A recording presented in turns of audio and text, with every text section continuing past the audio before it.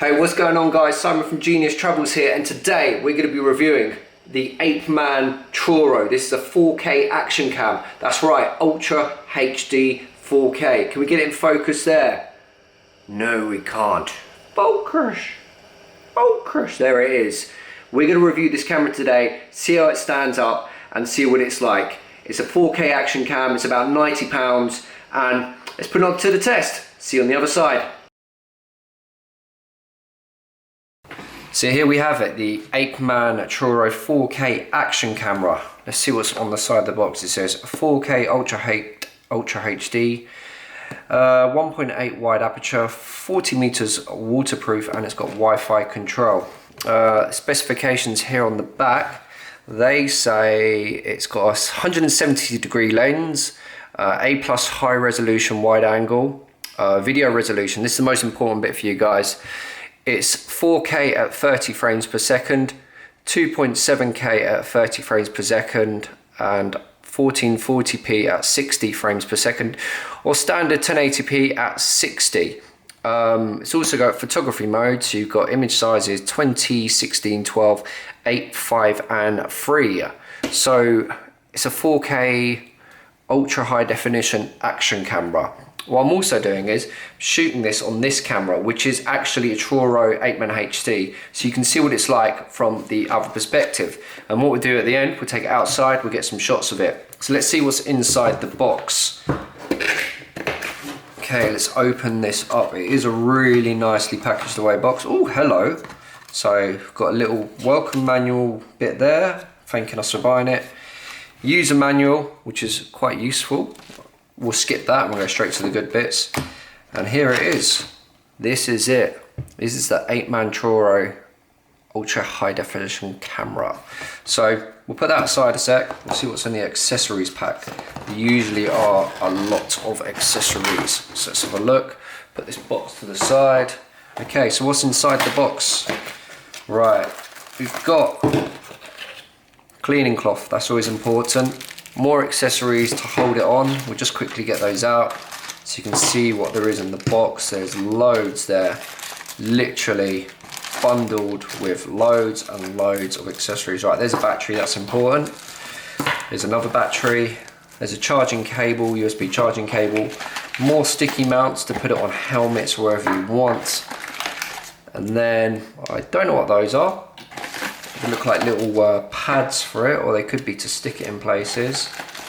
There's also another mount for this. Is quite good. I think if you're just going outdoors, you can just put that around it and put it on one of those selfie sticks. Okay, so here we go. We've got the contents out now. So these are all the accessories. I mean, there is just loads of them. I mean, that's for the bike handlebars. That's a strap so you can mount it on something else, whatever you want. This one's quite useful, I think, so you can just clip it onto things, like opens up like a crocodile. These ones, they just slide on top. So if you've got the camera, you use the sticky pads, you can just slide this in and out of it. Perfect. Then you've got dust shield cover. So this is quite important. This is something I'll cover first, right? So this is the waterproof cover for the Apeman. This has been rated to 40 meters. I'll tell you the truth. Let's just double check. It did say 40 meters, didn't it? It says, yeah, 40 meters. I'll tell you the truth. I highly doubt I'll ever be going to that sort of depth. Maybe you won't, but if you're a diver, then this could be a good bit of gear for you. So this is the waterproof case, but here we also have, this is the dustproof case. So the idea of this one is, if you want to get some good audio quality, you want to put the dustproof case on. You want to change this back and put this one on, because with the waterproof case on, it's sealed, so the audio quality is going to be very poor in it.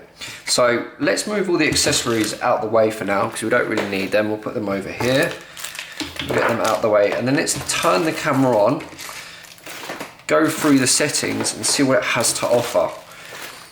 And I'll tell you why I think this is one of the best action cams out there on the market for only about 80 or 90 pounds, I believe. Ooh, if I can get it open. Oh, this one most slightly different ones. There we go. Right, so there we go. Flip it up. Whoop. There we go. There's a camera. It really is a lovely bit of gear. If I can get it to focus in on it there. So that's the front of it, and it's very, very tidily designed, very sleek. So on the front of it, you can see you got a little strip there, and that lights up with LEDs when you're recording and filming. And there's your control buttons, one that says mode, one for filming, and there's 2 additional control buttons there. At the bottom, you got the standard battery slot. And then on this side, you've got your connectors. If I can open it, there we go. So you've got SD card and your 2 USB connections there. Okay, so I've got a battery here. I'm not too sure if it's going to be charged yet. They're usually not. But where are we? Here's one I made earlier. So this one's fully charged. Well, I hope it's fully charged. Ooh, will it focus there? There we go. There we go, 3.7 volts, and it says it's 1350 mega amps. That's quite a big amount of time to have it on for. The iPhone only has 1800, so this is just under that, and it comes with 2. And of course, you can always buy more of these. So let's whack this in there. Switch it on. Okay, so switch it on. Just hold down the mode button. There we go. Oops, there we go. So first thing that comes on the screen, let's put it there so we can get it in focus. There we go. First thing comes up is language. So it's got screensavers, so it times out to save power English. So I've got to set the date. Right, I won't do this properly because I just want to rush through it right now and get you to the menus to see what it's like. Okay. So there we go. We're on the first little bit of the menu. There's no SD card in here. So let's get an SD card and get this show on the road. Okay. SD card, what this can take, 128 gigabytes. That's how much it can take in capacity, which is really high. This is quite a fast read-write card. I'd always recommend to go for, you can see there is a U3 or above. You want to get a quick read-write speed, unless sometimes the 4K won't actually work. Okay, let's get this SD card opened and in the camera. Okay. Right. These SD cards, it's always quite hard when you're purchasing SD cards because there's so many available and you always usually go for the cheapest one, but I'd always recommend do your homework on SD cards and spend a few more quid or dollars wherever you are and get a high-speed SD card. Oops. The one I've got mounted up there, recording me, just fell down. Let's put it back up there. Okay. Sorry guys, watching me on that camera. Okay, let's get the SD card out.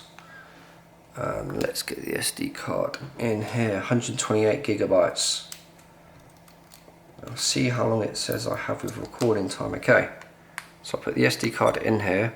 Okay, so it says, please, let's get it back in focus. Please insert and format the SD card. Okay, so we've got it in there. So we'll go to menu. So that's going through there. Okay, let's go down here.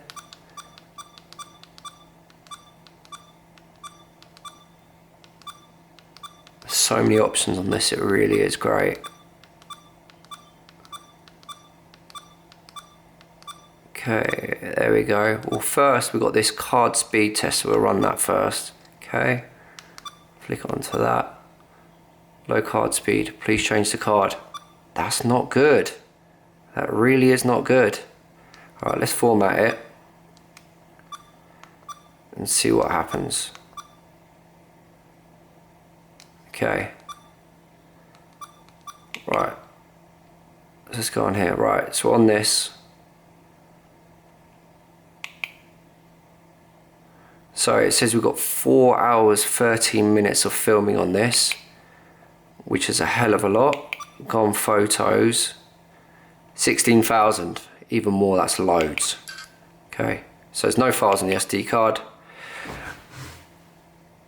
Right, so let's go through the settings we have here. So we've got video resolution's the first one.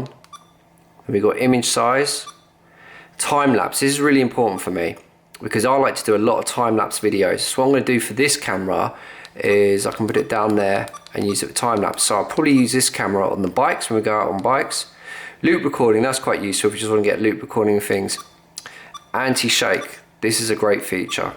So what this does is this stabilizes the image when you're taking videos. Lens angle, what have we got on here? Wide, medium, narrow. Okay, let's keep that on wide for now. Shooting timer. Oh, that's quite useful. So if you want to, I presume that's for taking photos. So you've got a load of options on there. Burst, and that's when you want to do burst photos. We've got the mic, you can turn that off and on. Boot recording, so when you turn it on, it goes into record mode straight away. A lot of people use that if you're using it as a dash cam. Exposure compensation, ISO, we'll leave that on auto. Auto white balance, we'll leave that on auto as well. Scene, let's see what we've got there, okay. Ooh. We've got auto, person, scenery, underwater. There's also defogging, I don't know what that is. Wow, rotate, that's quite useful if you set your camera up the wrong way around. Light frequency, so depending where in the world you are, you want to change that so it doesn't look funny on the LED screens that you're recording. Language, English, date time, date stamp, Wi-Fi, SSID, beep sound, screensaver, auto shut down or shut off. So that's if you're not using it for so long, it'll automatically shut off. Screensaver, I'm going to change that to 1 minute because that's just annoying me at the moment. And then we're going to have a look through a few more of the functions of it. Okay, version, what's it say on version? Apeman 100, there you go, software version 2. Okay, so let's set it to 4K and let's go outside and do some filming with it and see what it's like. Okay, so we're in the garden now, and I'm actually recording on 2 of these so you can get a good idea of what's going on and how much I'm going to be shaking the camera. First what we'll do is we'll test out the image stabilization. So I'm going to give it a good shake now, and you guys can judge for yourself how good you think it's compensating. Okay, and try doing like that as well, and try do it like that. So you guys can tell me how good you think that's compensating. What we'll do as well is we'll take it up to the sky, see how it does looking up, and the adjustment of the light. Okay, I mean this isn't a true test, it's just a little play. But go close up. These things generally aren't designed to do close up, but we'll see how it performs. And you can also tell me what you think of the microphone on board it. The inbuilt microphones on these usually aren't the best, I'll be honest with you. So you're never really guaranteed the best audio because it's all about capturing the moment. So I always take the microphone as a bit of a plus. Okay, let's try something else, another little close up. I didn't mean to hit the stop button there. That was me trying to make sure the screensaver didn't come on. So there we go, it's another little close up. Okay, and yeah, spin around a bit. See how quickly it adjusts. Okay, let's take it back inside and you can tell me what you think of it. One thing that did have me a little bit worried then was when we were testing it and it came up with the slow write speed, because I've just checked this, double checked this, and the card we put in there is a 90 megabytes write speed, so there's something a bit glitchy there that isn't reading it or testing it properly, because in the camera I'm recording and you can see me on right now, that's got a slower write speed, and that was one of these SD cards. That was the 20 megabyte write speed. There we go. So maybe the internal write speed testing isn't that good. We'll give it a try one more time. Turn it on, we'll go to mode. Let's go to, so there's the video we just took. Okay, and let's go down to the testing. There we go, card speed test. It says low card speed test, please change the card. I'm not going to believe that because I know this is a high speed card, but when I load it into the computer, if I have any more problems, I'll let you guys know. Some positive things about this, it is only about £90, which is way cheaper than the GoPro, which is about £370. It's got auto stabilization, which is another great plus feature. It comes with all the accessories you need. Just one thing to notice is if you get one of these, if you've got old like other GoPro, other action cams, this one is slightly larger. It won't fit into the case of the other one, so you've got to use the one that has been supplied.